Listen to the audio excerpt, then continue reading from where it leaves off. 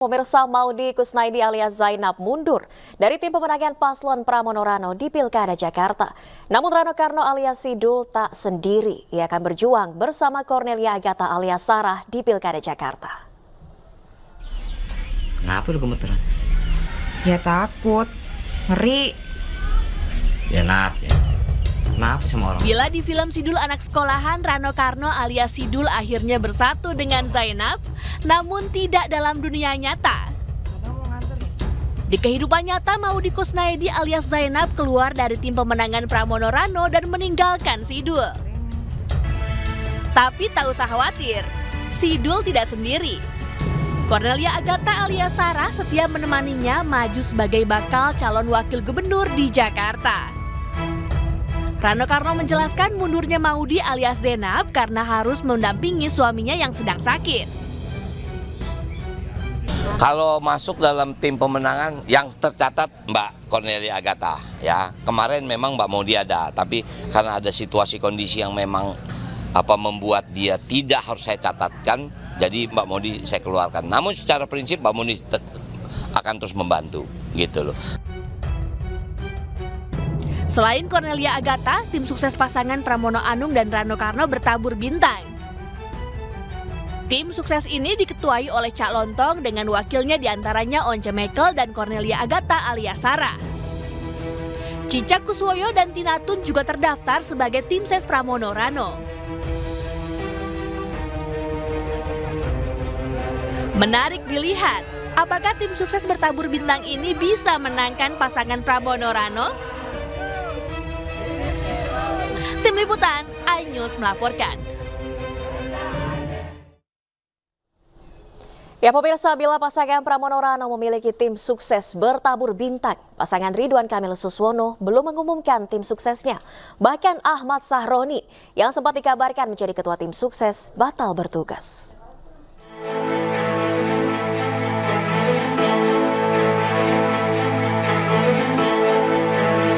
Dinamika tim sukses pasangan Ridwan Kamil Suswono terus berjalan. Bila sebelumnya politikus Partai Nasdem Ahmad Sahroni sempat diinfokan menjadi ketua tim sukses, namun kini telah berubah. Ahmad Sahroni batal menjadi ketua tim sukses pasangan Ridwan Kamil Suswono. Pernyataan ini disampaikan oleh Ahmad Sahroni. Ia mendapatkan tugas lain di tim pemenangan. Nantinya tim pemenangan akan diumumkan langsung oleh Koalisi Indonesia Maju Plus. Menanggapi hal tersebut, Suswono mengatakan ia tidak terlibat secara langsung dengan pemilihan ketua tim pemenangan. Suswono menambahkan bahwa siapapun yang akan menjadi ketua tim pemenangan merupakan yang terbaik untuk Koalisi Kim Plus. Ya itu saya kebetulan memang tidak terlibat langsung ya karena itu sudah ada tim kan itu adalah pimpinan-pimpinan partai ya.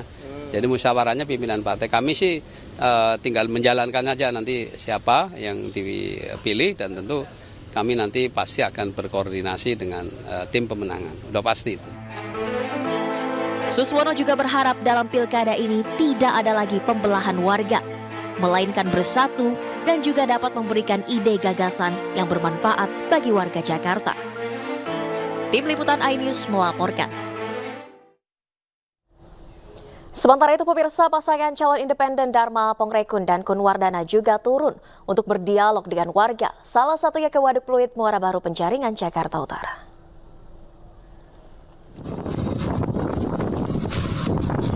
Saat berkunjung ke Waduk Pluit, Muara Baru, Dharma Pongrekun juga sempat mengobrol dengan warga.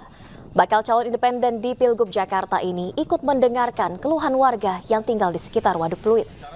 Selain berdialog dengan warga, Dharma Pongrekun juga menyempatkan diri untuk hadir dalam acara pernikahan warga di sekitar Waduk Pluit. Ini menjadi serapan air hujan.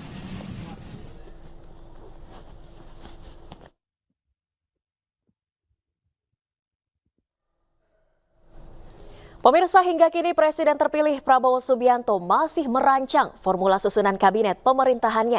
Prabowo masih menelisik rekam jejak dan kapasitas para calon menterinya. Jelang berakhirnya masa jabatan Presiden Joko Widodo pada Oktober mendatang, Presiden terpilih Prabowo Subianto masih merancang formula susunan kabinetnya. Hal ini disampaikan Wakil Ketua Umum DPP Gerindra Rahayu Saraswati Djoyo Hadikusumo. Menurutnya hingga kini Prabowo masih menelisik rekam jejak dan kapasitas para calon menterinya. Menurut Rahayu Saraswati Djoyo Hadikusumo, Prabowo sedang mendalami orang-orang yang akan menjadi pembantunya selama 5 tahun ke depan. Ia juga menyebut Prabowo tak menutup pintu bagi partai lain untuk bergabung di pemerintahannya kelak. Waktu awal sekalian paham. Semua calon-calon menteri itu kenapa butuh waktu yang cukup lama, karena pasti akan dilihat dari kapasitas, akan dilihat dari latar belakangnya full ya, yang bagaimana harus yang terbaik yang bisa menggabungkan antara eksekusi program, menangkap visi misi Astacita, dan tentunya memahami bagaimana pemerintahan dari segi birokrasi itu harus berjalan. Semua itu harus dipertimbangkan ya. Siapa yang jadi kita nggak tahu. Kita lihat aja. Pemirsa, Presiden Joko Widodo akan berkantor di Ibu Kota Nusantara atau IKN Kalimantan Timur mulai Selasa 10 September 2024. Presiden berkantor di IKN selama 40 hari hingga 19 Oktober mendatang. Presiden Jokowi akan berada di IKN hingga 1 hari menjelang akhir masa jabatannya. Kepala Sekretariat Presiden Heru Budi Hartono mengatakan sejumlah persiapan terus dilakukan di Ibu Kota Nusantara untuk Presiden Jokowi berkantor. Sejumlah pegawai Setpres sudah berada di IKN untuk membantu kegiatan Presiden. Sebelumnya pada 28 Juli lalu, Presiden Jokowi sudah berkantor di IKN. Saat itu Presiden mengadakan rapat dengan otorita IKN, gubernur, hingga bupati di sekitar IKN.